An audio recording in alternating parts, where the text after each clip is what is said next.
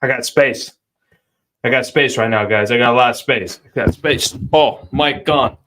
Knocked over the mic. Mic.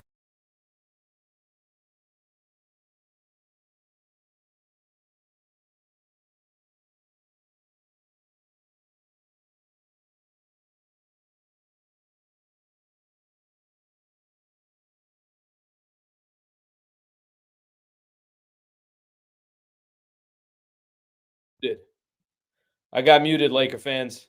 I got muted. My apologies. I got excited. What do you want me to do? Lakers haven't won a game in a very long time. Okay, I think we're back. Got the Yeti on. Yeah, we're back. We're back. It's been a while, Lake fans. We hadn't a win in a long time. So there was a lot going on kind of leading into this. Appreciate you guys being a part of the show. Lakers over the Thunder, 129-120. I even took out the mic. Who would have known I'd take out a mic? I unplugged myself. I muted myself, the whole thing. Man, we got a lot to get into tonight. Lakers changed their starting lineup. AD says this is a must-win. We got a lot to get into, Lake Show. Appreciate you guys being a part of the show. It's kind of funny. Coming into this game, for me personally, I'm like, all right, they walking away with the W here? I actually tweeted out that I thought the Lakers were going to win the game. However, if you want me to be completely honest, realistic on this one, okay, how are they going to get there? What are they going to do differently? Why would they win tonight when they've lost 4 games in a row? They've lost 5 of their last 6 games. They look like a completely different team since that in-season tournament. And I'm doing the pregame show with Michael Thompson, and we get the news right out the gate that the Lakers are going to change their starting lineup. I'm like, okay, interesting. We get the news a couple days ago, Anthony Davis. I'm going to read those quotes here in just a second. That this is we're going to treat this game like a must-win game on Saturday versus the Thunder. It's like a must-win game versus the Thunder. Why would that one be a must-win game? Are the Lakers really going to change their starting lineup? Why would it get that serious so quick? And don't get me wrong, it is serious because they've been playing pretty much awful basketball over the last couple of weeks. And okay, let's see what they're going to do.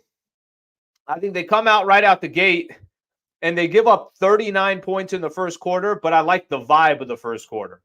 Lakers were responding. Lakers were punching back. Both teams were kind of going at it. Lakers much better in that second quarter. They give up 20 points. And really the second quarter is kind of what gave them the big advantage. And eventually they started building from there. They would go all the way up by 26 points against the Oklahoma City Thunder. Thunder's biggest lead of the game was at the end of the first quarter by 3 points. But the vibe of this game, the Lakers clearly were treating this game differently than some of the other games out there. Clearly this game meant something more to the Los Angeles Lakers. And for some reason, they felt like it was going to be incredibly important to walk away with a win. They have played the Thunder here in OKC November 30th. So that was, less than a month ago or so. And in that game, Lakers, just to kind of be frank with you, got their asses kicked. They lost by, I forget how much it was, but it was 20-plus points, something like that. They get their asses kicked, and I don't really know why we would believe that something was going to be different the way they were playing, but the Lakers did not treat this game the same way that they dealt with some of these other games. LeBron drops 40. The bench for the Lakers, I'll get into the bench in just a second, but obviously a big change to the bench. Bron goes 47-7. AD goes 26 points, 11 rebounds, 7 assists, ends up with a couple of blocks. And then all of a sudden, for the Lakers, now they got, really all the guys that they re-signed in the offseason, Rui Hachimura, Austin Reeves, and D'Angelo Russell, all come off the bench for the Lakers, and all 3 of those guys perform. Rui gives you 21 and 6. D'Angelo Russell gives you 15 points, 3 assists, only took 9 shots, hit half of his threes, 3 of 6. And then Austin Reeves gives you 11 points and 10 assists. So every one of those players came through, and the Lakers clearly decided to go with a different look and a different game plan for tonight's game. And I thought it was pretty damn impressive, to be honest with you. Arguably, no, I don't even think you need to argue it. It's best win of the season for the Lakers. Best win of the season. The timing of when it happened, the fact that it happened against a Thunder team that's 18-8 and playing as good as basketball as anybody in the league. I think Oklahoma City just blew out the Clippers a couple of days ago. I'll double check on that, but I think they just blew out the Clippers a couple of days ago. And it's not like the Thunder, like I said, are not one of the premier teams. Yeah, they blew out the Clippers 134-115. They beat the Nuggets a couple of games ago as well, only by one, but they won 118-117. OKC's playing good ball. So I think that's a clear indication there that this is the best win that the Lakers have had all year long. Okay. I'm going to get into I'm going to get into some of your guys' comments here, and then I got to get into I think the storylines that are kind of leading tonight's game about the starting lineup and why the Lakers thought this was such a key game. What do you guys think of taking D'Lo and putting him off the bench? Arthur, it's about damn time. Bargain shopper, just straight boxing gloves. It's been long overdue. Rocky Balboa here. I took it out. I took everything out. I knocked over the mic. I muted myself. The whole thing. Just a complete mess. Complete mess. But what are you supposed to do? I haven't got to box in a while, so I had to kind of take advantage of that a little bit. You guys know what I'm talking about. Got a couple people here. I got you here. Rocky Balboa sleeve over here. Eye of the Tigerless. All right, good win. Big sigh of relief. D'Lo must go to the bench. D'Lo almost cost us the game. Okay, I know where people want to talk, so we're going to get into all that, and we're going to talk about the game as well. Let me just kind of go back here real quick. I want to talk about the starting lineup. So the Lakers obviously did something that they had not done before this year. This is the first time the Lakers have ever had this starting lineup together. Every game before the game starts, the Lakers will send out the starting lineups, and on there it will say the record of what this starting lineup has done so far for the Lake Show. This was 0-0 because they've never had the starting lineup before. So D'Angelo Russell comes off the bench. Mike Trudell put this out before the game. It's going to be LeBron James, Cam Reddish, Taurean Prince, Jared Vanderbilt, Anthony Davis. Why the Lakers do this? Because Darvin Ham, I'll read the exact quote. Until we figure out the pieces, at the end of the day, you have to have something to hang your hat on. And we chose to lean into the defensive side of the ball. So why did he do this?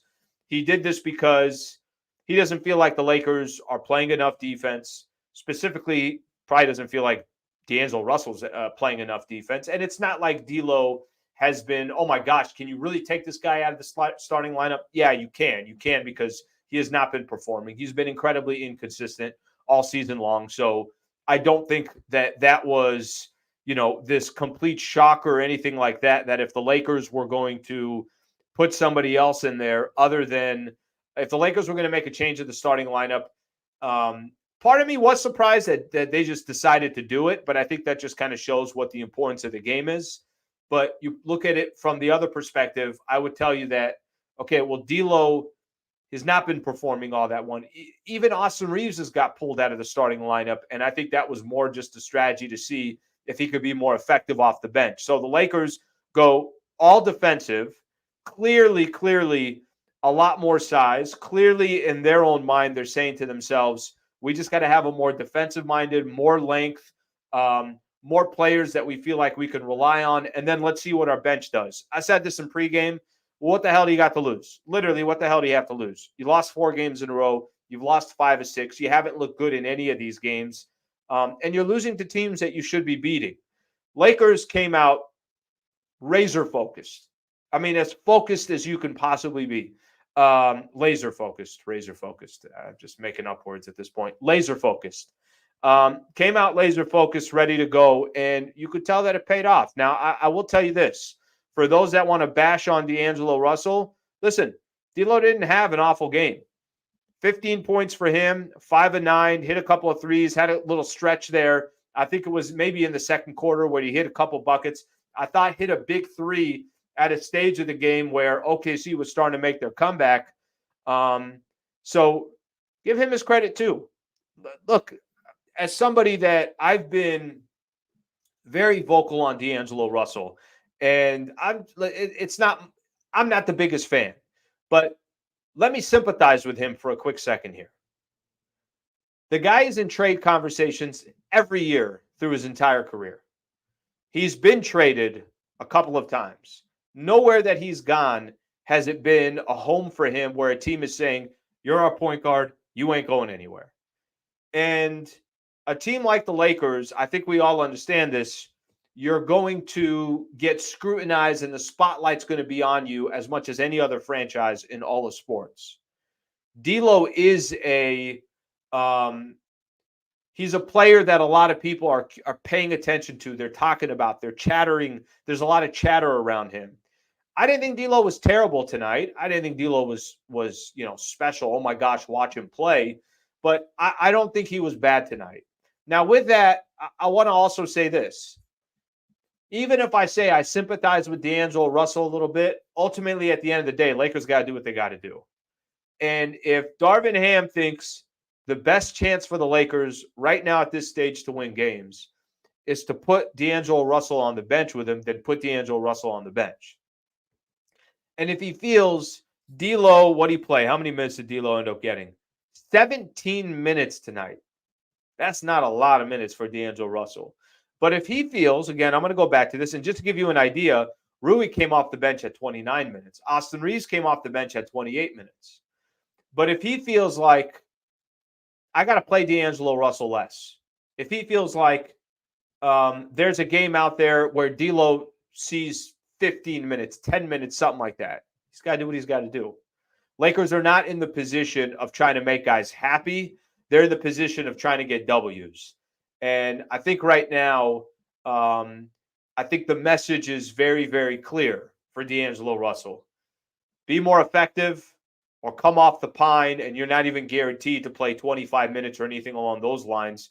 And tonight's a good example of that. Only played 17 minutes for the Lakers. So let me throw this question out to Laker fans, because I think, look, ultimately, this is going to be the question that is associated with D'Angelo Russell. What do we do with him? Right? Is the man going to get more and more or less and less opportunities as it goes on? Good decision, bad decision. I think all that we're just going to have to wait and find out. It's funny, when I was doing the pregame show, I said, maybe this works great. Maybe it works horribly. But I don't mind them trying it. I don't mind them trying it. Well, are they going to have enough offense if they take D'Lo out? Are they going to have enough shooters? They put up 36 points in the first quarter. I mean, for the entire game tonight, put up 129. Offense certainly wasn't a problem against a good Oklahoma City Thunder team. Now, you could also make the argument. You could say, okay, well, are the Lakers going to shoot? I want to see what they ended up shooting from three tonight. And I'm sure it was pretty good. Are they going to shoot 50% from three every game? Of course they're not. They're probably going to shoot 30% from three. They were 16 of 32. They shot 52% from the field and 50% from the three-point line and 82% from the free throw line. It's a really good shooting night for the Lakers. So they were fresh, had a day off. LeBron hadn't played in that second of a back-to-back, so he was certainly fresh, and the Lakers were able to make it happen. Okay, let's read some of these comments here. Sam, thank you for the super, brother. By the way, if you send a super, 100% going to get read, so just something to keep in mind. Sam says, I want a refund for Gabe, and I'll take a gift card for D'Lo. It's pretty funny right there, actually. Yeah, the Gabe Vincent news, not good. I'm going to read this off here. If you guys didn't see this a little bit earlier, Shams had put this out of The Athletic. I want to find it here real quick. He came back for one game, and then I guess the swelling that he was getting, it's still hanging around here. So here's Shams. This was a few hours ago before the game started. Lakers guard Gabe Vincent is strongly considering surgery on his left knee with a timetable of 6 to 8 weeks, league sources tell The Athletic. And the stadium, Vincent rehab for almost 2 months for return, but the swelling is back and procedure is now a real likelihood. So we can very, very well not see Gabe Vincent for quite a while. So unfortunately for him, we'll see what happens. What happens to D'Lo if and when Gabe comes back? Glenn, thank you for the super. Got to be honest with you. I think that's the least of anybody's concerns right now. I would just say that they're trying to just stack up some W's right now, win some games as best as they can. And if they can put themselves in a position where, we're a month down the road and Lakers are just starting to play good basketball, the priority's got to be playing good basketball with the guys that you have. They got enough players. They really do. We're all going to talk about the Lakers' depth and all these different players that they have and the reason why they went out and got this depth to put themselves in situations like this. Hypothetically, if that's what we talked about with the Lakers, who cares? You can't really care about names. You can't really care about personalities. You can't really care about what you're paying a guy. Ultimately, what you just have to say is, how do we win basketball games? And however they win basketball games is the only thing that matters. Torian's tech was annoying. That was very annoying. By the way, you could even hear the broadcasters. It was Billy Mack and Bill McDonald and Stu Lance, and it was like, that's a silly foul, I think is what they said, something along those lines. All right, let's see what else we got here. I want to read some of these D'Lo comments. This is interesting. D'Lo can earn his position back if he plays decent for the next 5 games. Well, he could easily earn his position back. He can easily earn his position back by just playing better basketball. That's it. That's the only way that I think this works here is you got to be able to produce. We are in a league. I think we are in a sport, in a business, however you want to call it. Everything does come down to production. So the Lakers right now, especially, what do the Lakers? Not what do they care, because of course they care, which is why they signed D'Angelo Russell. But ultimately, at the end of the day, they got to get results too. Okay. Lakers woke up from their post-in-season party. Maybe. You might be right on that. Okay, this is something here. I think this is interesting. Rui now justifying his $18 million contract. All right, 17, I think. 17 a year for 3 years. Okay, let me talk a little bit about Rui. Rui is a player that I've actually more recently saying, like, look, I know the guy's been in and out of the lineup, but what the hell has he done all year? There's been no consistency from Rui as well. Again, he's not been there every single night. He's been dealing with some issues. A lot of people are saying the mask is really bothering him. He's been in and out of the lineup. So what was it? Earlier in the season, he went through concussion protocol. So he hasn't really gotten to much of a rhythm. These last 2 games, he started for LeBron in the last one. I know the Lakers lost against Minnesota. Looked really good. Tonight off the bench, look how aggressive he was. 8 of 14 from the field. Still got 6 rebounds, a couple steals, and was 21 points. He's not going to earn his money over 2 games, but I think everybody's asking for the same thing. Can we just get more consistent play from Rui Hachimura? By the way, I hear people tell me, Al, he's not even getting enough minutes. You're right about that. There is a piece of me that also is on Darvin Ham of make sure this guy is getting the proper playing time. Make sure he's in with the right lineups. Because in the NBA, it's, yes, you have your starters, but who closes the game should be the 5 that are playing the best for that game. And Rui, I think, could make a case in a lot of games because of his size, because of his length, because of his ability to get to the basket and some other strengths that he has. He can make a case of closing out games, but I like to see his minutes come up. Tonight, I thought 28 minutes, 29 minutes, great. Let's keep him between 25 and 30 minutes a night. And I don't think that's always the case. Okay, let's get another one of these. Joser, do you think we'll see today's starting lineup versus the Celtics? By the way, it flew 12 hours to see the Christmas game, and hopefully, let's just see what's up. My brother, Joser.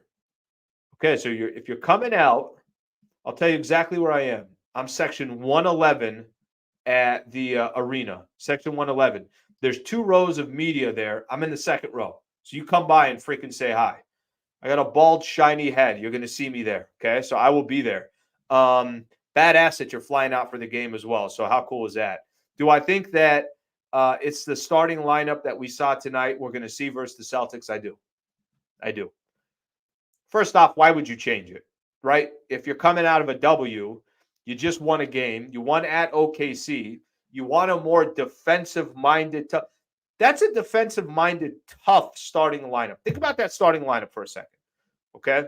Granted, I'm going to go back to this. Lakers shot so well today, and you're not going to depend that the Lakers are going to shoot that well every single game. But think about this for a second. AD, LeBron, Cam Reddish, Jared Vanderbilt, and Taurean Prince. That's a lot of size, wings, length, toughness. Guys that are okay with doing the dirty work. Now, they got to be effective as well. And guys like Taurean Prince can be effective. Cam Reddish, I know these are not the best offensive players in the world, but Taurean, I give him some credit because Taurean makes it happen. Vando and Cam Reddish, it's basically, can you go get some steals? Can you go get some rebounds? Can you be hectic on the defense side? What's weird about the stats today, Cam Reddish had 7 assists today. 7. That doesn't happen too often. The good news is if you go with that starting lineup, instantly the moment that you need to, obviously get some more fire punch, I guess you ever want to call it, coming off your bench. You got 3 guys in Rui, D'Lo, and Austin Reeves. You can go to them right away. So, Joser, thank you for the super, number 1. And number 2, come swing through and say hello. Okay, what else we got here? You called it, Sliwa. Knew you weren't crazy, LOL. So I sent a tweet before the game started, and I said, I might be crazy, but I think the Lakers are going to win tonight. And then, of course, every response on there is, you're crazy. Fine. I'll take the sometimes you just got a little feeling. Sometimes you got a feeling. And then I also put a tweet out during the game saying, what a blowout. Look at the Lakers. They're up, 23, I think, at that point. At least at that exact point, they were up 23. And then once that lead just started kind of coming down, everybody's tweets, Sliwa, you jinxed us. Sliwa, why would you do that? Guys, I don't have control of whether they win the game or not, okay? I don't have control of that.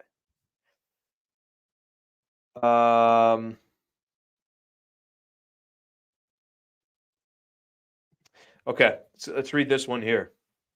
Question is, why did it take so many games for the coaching staff to implement this? Listen, when did the Lakers play in the in-season tournament? That was 3 weeks ago now. Let me check the schedule out real quick.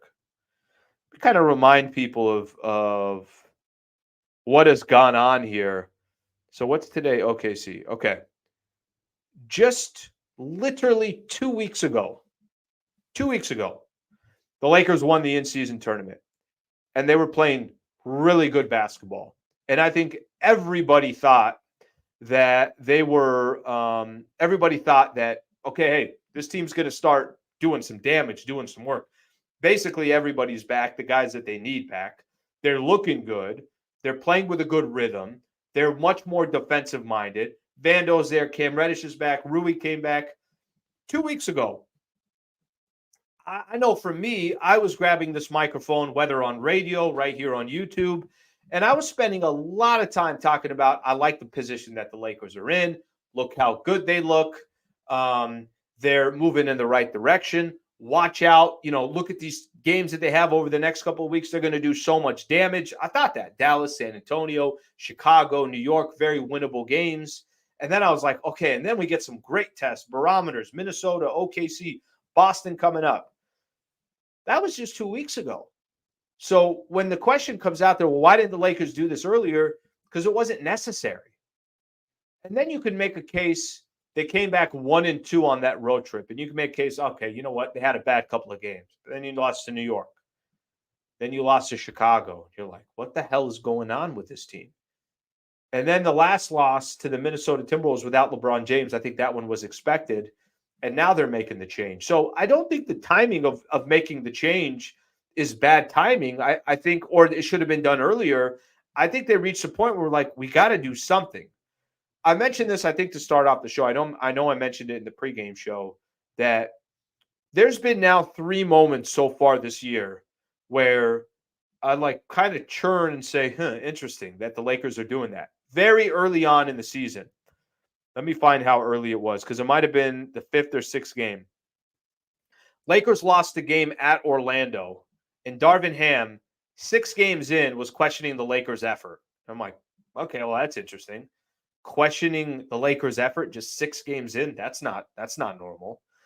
Then I don't know how much longer it was. The Lakers make a decision. They're moving Austin Reeves to the bench. I'm like, well, okay, that's kind of interesting how quick they're making a change. And then I thought in the last game on Thursday, Anthony Davis saying this is a must-win game on Saturday. I'm like, the hell?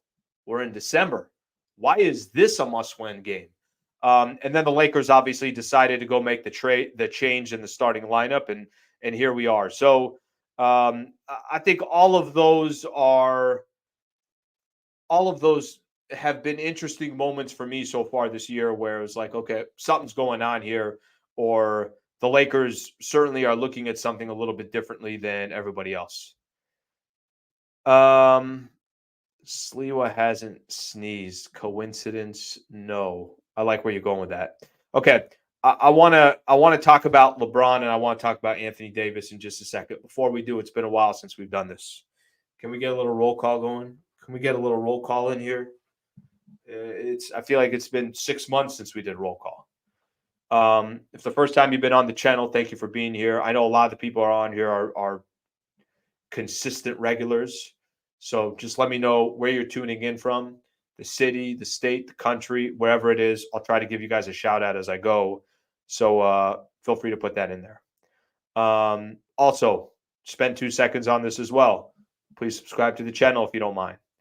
Also, up here, Underdog Fantasy, proud partner of the show here on Hoops LA. Got an email from a listener a couple days ago, and he told me that he tried Underdog Fantasy, had not used them before, took advantage of that $100 deposit match, and cashed out. Just put all his money on whatever pick'ems that he did, and won pretty good amount of money too. So I was happy that he shared that story with me. You guys can feel free to share any story that you guys have with me as well if you've used Underdog Fantasy, but I thought that was pretty cool.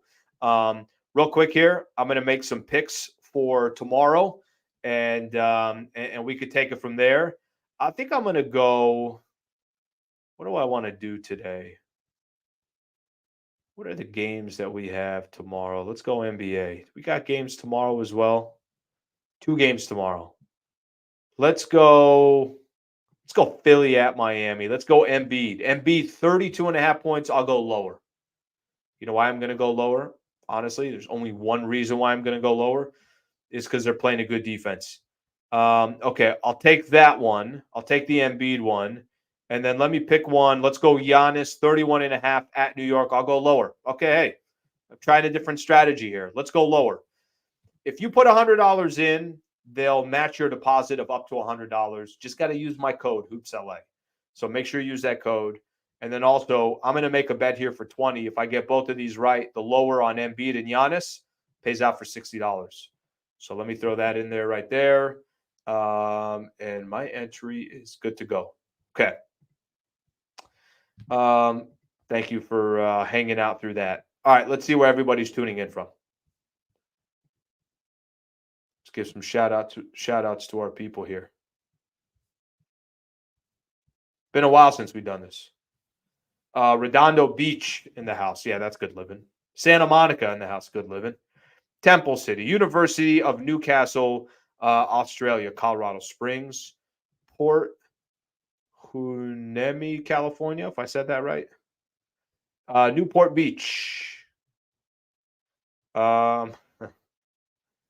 Maryland is in the house. Someone's at Jenny's house. Okay. Okay. If that's accurate. The Philippines in the house. Appreciate you being a part of the show. Long Island, New York. Little Italy, Colombia? I got a good buddy of mine that's in Colombia right now. Philippines, Anaheim in the house. Um, Little Rock, Arkansas. Is that Derek Fisher's in D Fish, Little Rock, Arkansas? All right, let's see what else we got here. La Paz in the house. I was in La Paz a couple years ago. Great place. Baltimore, Maryland, Washington, D.C., Philly in the house, Philippines, Johannesburg. If I missed you, go ahead and put it in. And I appreciate you guys hanging out here. Okay. Let's talk a little LeBron James. So I'm gonna actually put LeBron and AD together.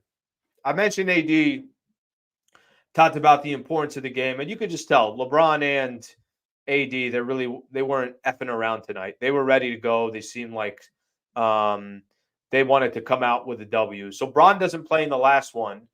Bron's about to turn next week. He's going to turn 39 years old. Okay. Bron about to turn 39, drops 40 tonight with 7 assists and 7 rebounds, 2 steals, and 2 block shots. 13 to 20 from the field.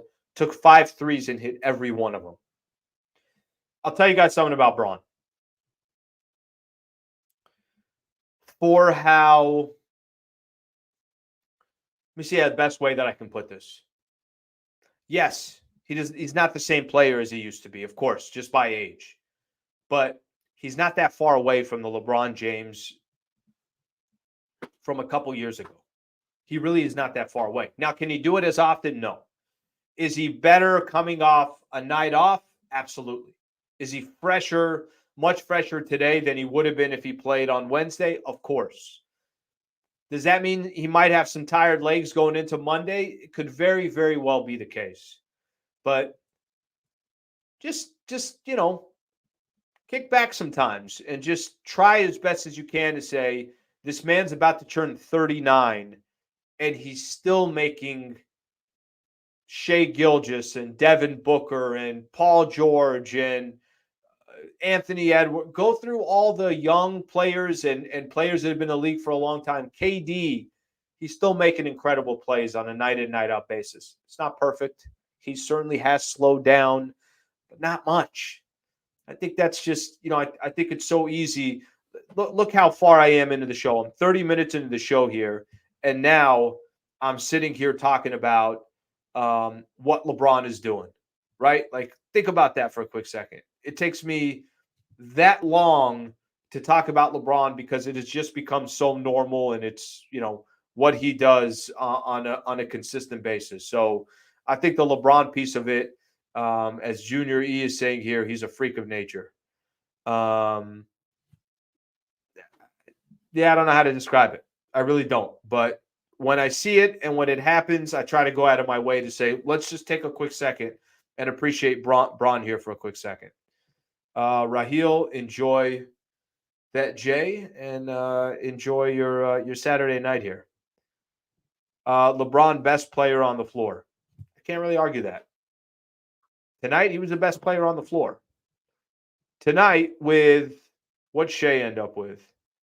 Shai Gilgeous, 34 and 7, 12 of 21 from the field. With Shai Gilgeous, Jalen Williams is a nice player. Chet Holmgren is a nice player. Anthony Davis and LeBron James. Bron was the best player tonight. Okay, I'm going to jump to AD here real quick. Anthony Davis gets criticized a lot.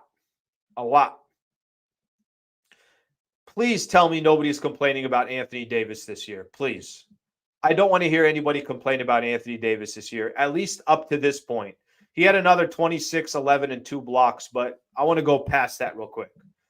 AD is basically playing 35, 38, 40 minutes. Tonight he played 41 minutes. There's times I've seen him turn his ankle and is limping around, and he continues to play. He's missed 2 games so far this season. Please, no complaining about Anthony Davis this year so far. He's been there. Yes, can we call out a couple of games? Where did AD's offense, where did it go? He wasn't aggressive enough, but not that many times this year. AD has been fantastic this year. I just want to make sure that when we're talking about Anthony Davis this season, he's been available. He's been consistent. He's arguably the best defensive player in the NBA. He looks more and more comfortable. He's taken every challenge possible. He's playing through what seems like some injuries.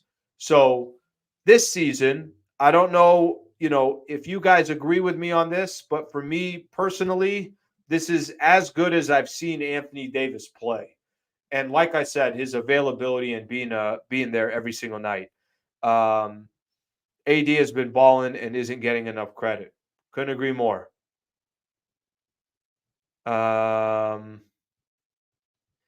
You can't hate on AD. He's playing every game and he's hitting the jump shot again. Couldn't agree more. Playing in pain. Couldn't agree more. AD been cooking. AD is making this case for Defensive Player of the Year. That's all I'm looking for. Just some people to appreciate a little bit of AD action, because this is what happens. And I've told you guys this before, and I get it. I understand it. This just kind of comes with the world of sports. When somebody does not have a good performance like Anthony Davis, this mic is so loud. Everybody wants to use that mic and scream from the top of their lungs and say, where the hell was AD? But when he is playing good, the volume is so much less. It's so much quieter.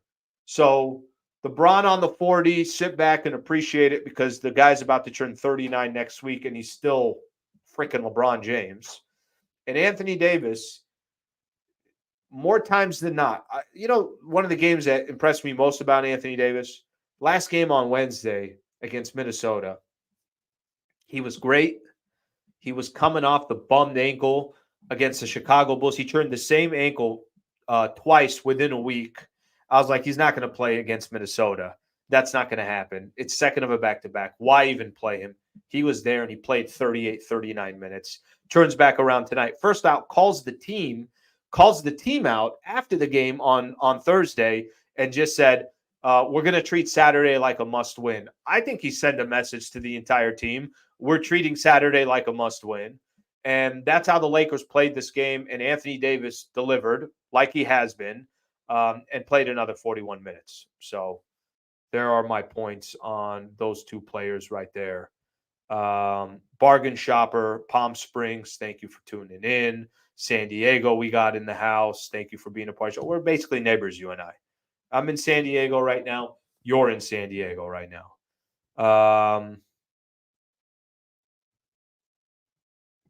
Love the Lakers when they play the game the way they need to play, with good rotation and solid defense. Simply beautiful. Yeah, it doesn't happen all the time. I know that. And that part is frustrating, because the Lakers are definitely 100% kind of like this year. But tonight was important. Tonight, I think, for their own psyche to come back to LA. Let me tell you guys this. If we're going to talk about it, we got Boston coming up. I was looking at Boston before the Lakers game. Boston beat the Clippers 145 to 108 tonight at Crypto. So they whooped their ass. And by the way, this is coming off another game where Boston won 144 to 119 up at Sacramento. In the last two games, the Boston Celtics have put up 144 and 145 points. One of those games, I think, was without Jason Tatum. So Boston, do they have the best record in the entire NBA right now? I'm going to double check. It's either them or the Minnesota Timberwolves, but I'm actually pretty sure that it's them. Let me look at this real quick. Let me double check here. Boston 22-6. Yep. Minnesota 21-6. So it's the best record in the league, and they look freaking good. Boston Celtics look really good. I'm not going to lie. It's not like I'm watching every one of their games, but 22-6 and blowing teams out like that. I don't think Kawhi played today, but 144 and 145 points. Tatum's 26 tonight. Jaylen Brown's 22. Porzingis is 19. Derek White is 16. Drew Holiday is 12. They got plenty of depth, plenty of star power, plenty of defensive players. That's a tough game against the Boston Celtics. But I've said this before. I know I've told you guys this a ton. That's a good thing. You want to see kind of where you are. And for the Lakers, this is an important one coming up against their rival, coming up against. I know it's not the same as it used to be, but just kind of measuring yourself up against the elite and the elite of the NBA. Boston is very soft. As long as you keep them off the glass, you can kick their ass. Well, then let that be. Let's go with that tough lineup that the Lakers have and see what they do. By the way, I think 100% they're going to go with that same starting lineup that the Lakers had.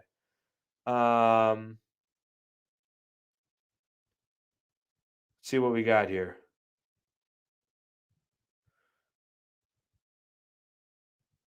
Studio and SD looking good. So thank you, man. Thank you. Appreciate that. Yeah, I'm liking the setup. Like the setup. Got more space. I kind of basically I need a like a those you got the punching bag, the big ones, but I forget the one, what it's called. They're just sitting like this. You see Mayweather. These guys just sitting. I need one of those in here. I need a couple of those. I don't think it would go very well. I think the thing would hit me back. Lakers win, Clippers lose. Happy holidays, everyone. Okay. That might be the best way to end the show. So I thank you for putting that in there. Okay, Laker fans, feedback. That's what it is. Thank you, Tracy. Speedback, my brother. Lake fans, that's all we got tonight. Solid 40 minutes in the book. And certainly for the Lakers, a good win tonight. So I hope you guys have a great Saturday and a great Sunday as well. Tomorrow, Christmas Eve. So, hopefully you're spending time with family and everything else. So Monday, I got to kind of figure out what I'm going to be doing. If I don't go live, it just will be because it's Christmas. But I will post a video at some point on Sunday and get it out there. You guys can listen whenever you guys would like so that we can all enjoy our Christmas and take it from there. So Lakers over the Thunder, 129-120. Appreciate you all being a part of the show. Hope you guys have a fantastic weekend, a great Christmas Eve, and then hopefully a good Christmas as well. Thank you, Lake fans. Appreciate it. Have a good rest of your night. We'll get with you guys soon. Thank you.